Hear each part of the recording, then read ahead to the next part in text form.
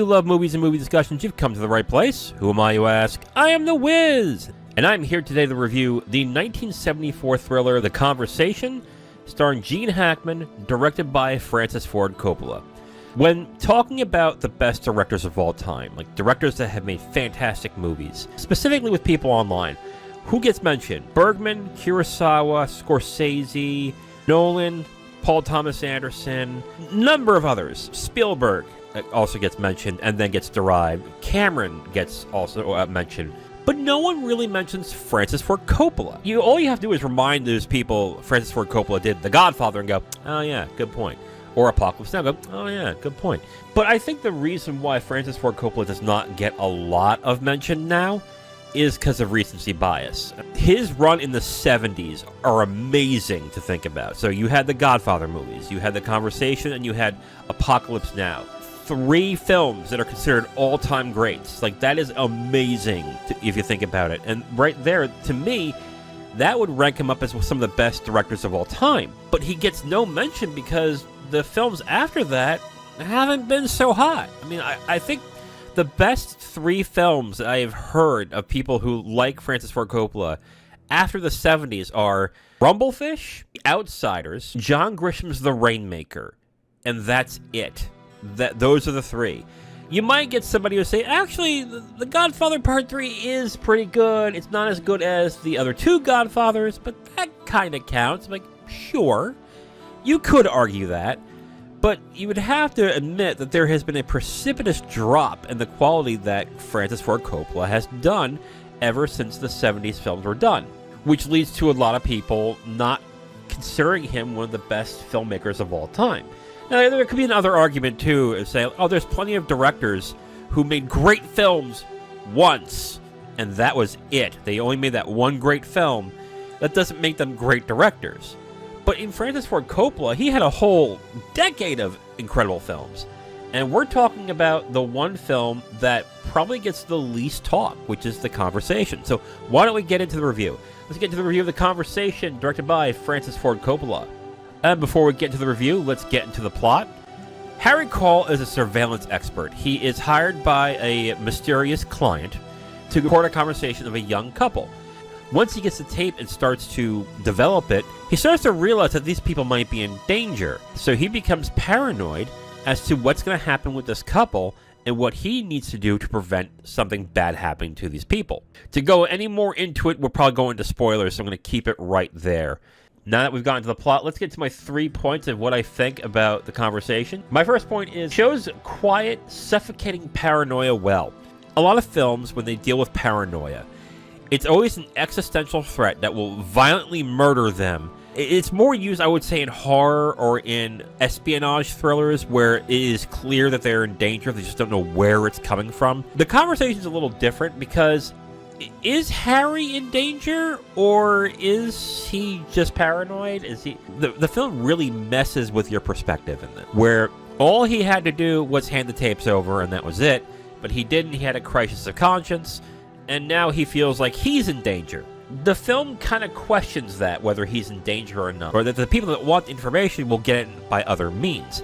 The way that they show the paranoia, it ratchets up ever so slightly throughout the entirety of the film, but it does it quietly. And I think what makes it incredibly effective in this way is that there's not a lot of boom, there's not a lot of whiz-bang, there's not a lot of, I would say, cinematic flair in this movie that likes to grandize what's going on. It is still a very quiet, very deliberate film that utilizes the paranoia through quiet and what little is going on. I think it was very effective with that, and I think it's one of the highlights of this film. Point number 2, it features an understated, commanding performance by Gene Hackman. Gene Hackman is not an actor that you would watch and say he's good at reserved performances, quiet performances. He is much more, maybe not a bombastic guy, but he is an actor who plays characters that command respect, have a, not maybe just a ruthless aggression, but a man you would fear not physically,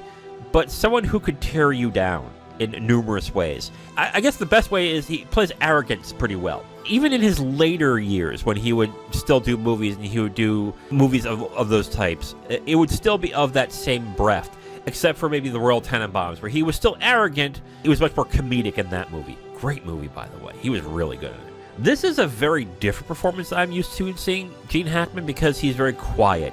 He's very reserved. And his performance is more in his mannerisms and his eyes and what he does with his body more than what he would do with his booming voice and personality. It is very much a reserved performance that I didn't think Hackman had in him, and I think it's a very good performance. If you want to see a different side of Gene Hackman, I would say this is a great movie to check out and just see how good of a performance he has in this. And my third point, the twist doesn't surprise until it does.